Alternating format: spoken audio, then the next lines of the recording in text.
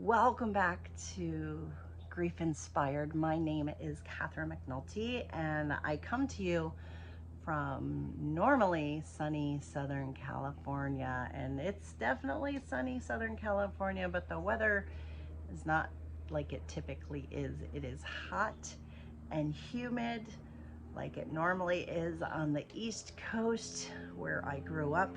There's a specific reason why I live in Southern California, and weather is a massive part of it.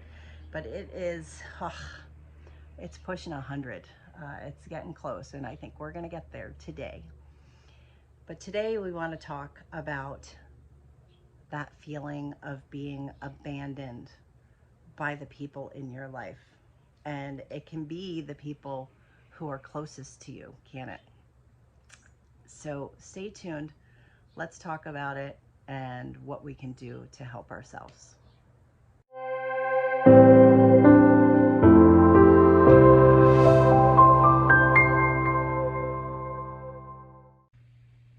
I would love it if you would hit that subscribe button right now and hit the bell icon to make sure that you get access to the videos every Wednesday and Sunday.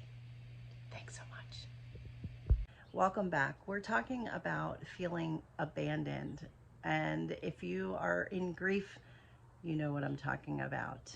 And it's something that I talk about on almost every initial call that I have when I speak with people about, how things are going and what the biggest challenge is for their grief. And I think it's that feeling of being alone, and not only feeling lonely because you're missing whoever it is that you're missing, but it's also feeling abandoned by the people who are still with you. And there is a pattern, and that is that initially, as soon as the loss happens, there is a flurry of activity. People show up, there's cards, there's flowers, there's the funeral, there's all of that.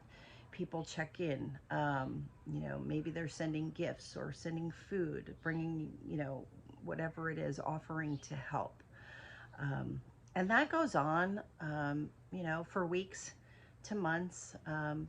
But usually between the 3 and 6 month mark, people start to fall off. People stop calling. People, they're starting to forget. They're expecting you to go back to your normal self. And if you don't, they don't know what to do with that. And so what happens is people avoid. And so I talk so often, and I'm told that first, friends don't show up. The people that you think would show up sort of abandon us, and they stop calling. They stop inviting us to the things that they normally would invite us to. And this is, I see this particularly challenging for couples, for someone who has lost a spouse, because all of a sudden it was things that you did as a couple that now you're a single. And so who wants to invite the fifth wheel, so to speak, or who wants to invite the person who's grieving? Oh, she's the one that lost the husband, or he's the one that lost her wife. What a drag that is. Who wants to invite them? The things that holidays, where you would normally be invited to holiday events, sometimes you don't get invited. And that can leave us feeling very, very abandoned. I even had somebody say to me, her husband had passed, and she said, I wonder whether or not they even really liked me, or if they just kind of hung out with us because they liked my husband. And they liked me less, and now that he's not here, they don't want to have anything to do with me.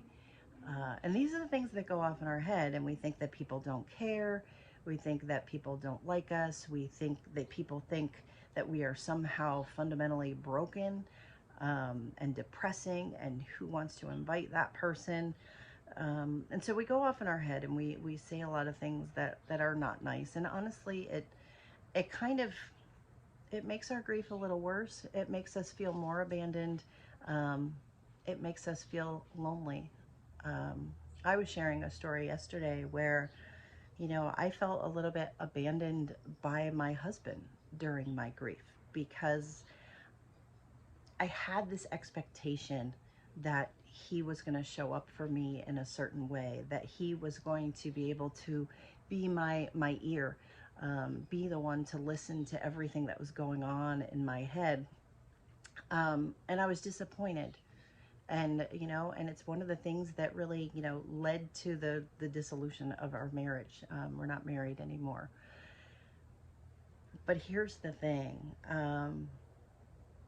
The things that we tell ourselves in our head, the expectations that we set, are not always 100% accurate. So I want to encourage you, if you are feeling abandoned by your friends, by your family, by your spouse, by your kids, I want you to take a moment and maybe look at it and say, what are the other alternatives that it could be? Why they're not reaching out? So a lot of times, friends will not reach out because they don't know what to say. They don't know what to do. So sometimes people are not equipped to handle the magnitude of the grief that you're experiencing. And I know you're thinking to yourself well, shit, I'm not either. And I get that. But you don't have a choice. You have to deal with your grief. They have a choice, and they can choose to avoid. They can choose to either lean in and be in the space that's uncomfortable and messy to support you, or they cannot. Some choose because they don't want to deal with it, or they can't. But some people are just they're not equipped. They're not emotionally available enough to do that. And that doesn't mean that they're necessarily bad people. But it's hurtful if you're the one who's on the other end of it. So I get that. If there are times when maybe you want to talk about your spouse and you bring it up and your friends avoid it, or you want to talk about your child, or you want to talk about someone else that you've lost and people don't want to say their name, I think part of what we need to do as the person who is grieving is educate the people around us about what we want and what we need and what is okay and what is welcomed. So for example, if you bring up your loved one because something reminds you of them, and they just kind of go, oh yeah, no, that makes sense, and then they just kind of end the conversation there because they don't want to dive into the conversation, you could stop and you could tell them, or you could tell them at a later time and say, talking about my child, my spouse, my boyfriend, my sister makes me feel good. And I want to talk about them, and I want to be able to share them with you.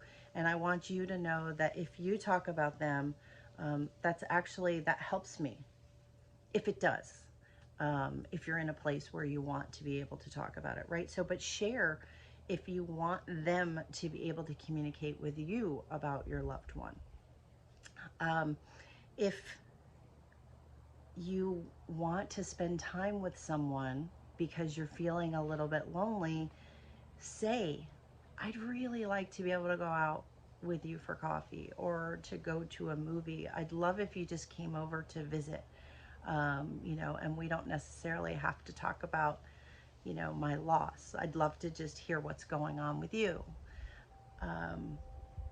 Those are the things that really you can help yourself by telling other people what it is that you need. So I just don't want you to feel that you're being abandoned on purpose. People do the best that they can. And when you're feeling abandoned by other people, there are relationships that will grow as a result of your loss. Think about the people who have showed up for you. Sometimes we focus on the ones who haven't, and we're upset by that.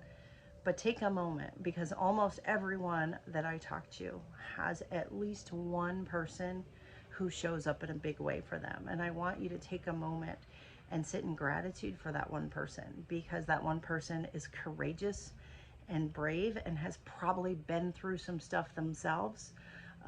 And one day you can be that person for someone else, because you will now understand the magnitude of grief. And so think about yourself before your loss. How did you respond to other people's loss? Like, you just don't know. And you just don't know until you know. And so once you do know, like you do now, you're going to be able to work through your grief, and then you're going to be able to help someone else. But I don't want you to get completely stuck in thinking that people don't want to help you or people don't care, because I think everybody cares. I think there's different people who know how to lean into your grief and support you, and you got to find those people. And if you can't find them, you hire them, or you reach out to me, or you reach out to a pastor if they can help, or someone within the church, or, you know, a good friend. You will find the right people if you look for them. If you stop focusing on what isn't working and who's not showing up for you, and focus on what is. You know, I often, going back to my marriage and my relationship, my expectation was that my husband was going to be there and show up for me and do all the things that I needed. And it was unfair to him, honestly. And it was a poor expectation on my part. So if you feel abandoned, if you feel like you're not getting the support that you need, if you don't feel like you have the space to talk about your grief, to work through it, to have anyone who understands, then I want to urge you to subscribe to my channel. Keep listening to these videos, because I guarantee that they will help. But also reach out. Reach out to a therapist, reach out to a friend, reach out to me, reach out to whoever you think can be your support, who you need, because it's your responsibility to get the support that you need. And I know you can do it, and all you have to do is ask. You can always email me directly at GriefInspired@gmail.com. You know, I love your emails. I love getting your comments. I love hearing from you. And I want you to know that we are in this together, that you don't have to feel abandoned, that you should not grieve in isolation, that it's much better, that you can heal better, and you can heal better together. And that's what we do here. That's where the community of Grief Inspired is becoming, so that you do not have to do this on your own, so that you do not have to feel abandoned. But sometimes we put too much pressure and expectations on the people who are closest to us. And there are friends who will drop off, and there will be new people that show up. And sometimes you have to let go to let other people in. So let's focus on who you can let in, where you can get support, how you can heal. And let's do that together as a first step.